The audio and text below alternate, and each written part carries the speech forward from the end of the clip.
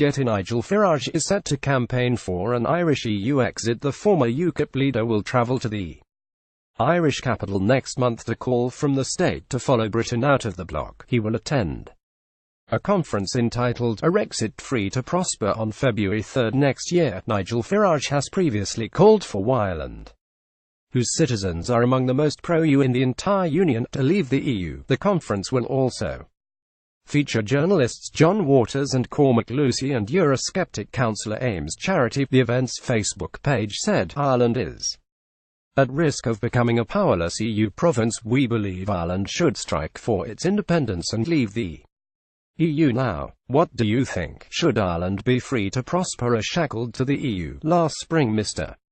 Farage said Brexit meant Ireland should also leave the bloc, for the sake of the two countries' economic links. He said, "It is beyond doubt that the relations between Ireland and Great Britain are in the best shape they have been for over a century.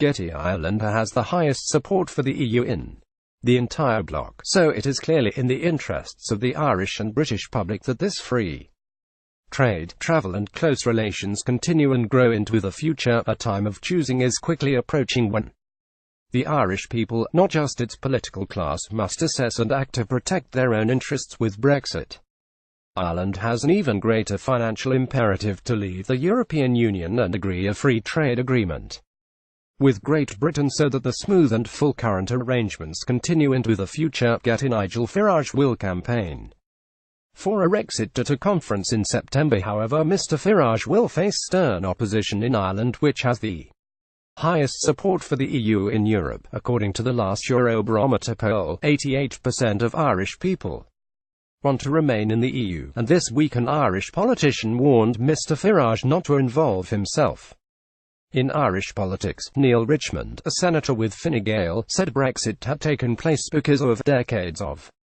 unchallenged Euroscepticism, and Mr. Farage should be told, "No thanks."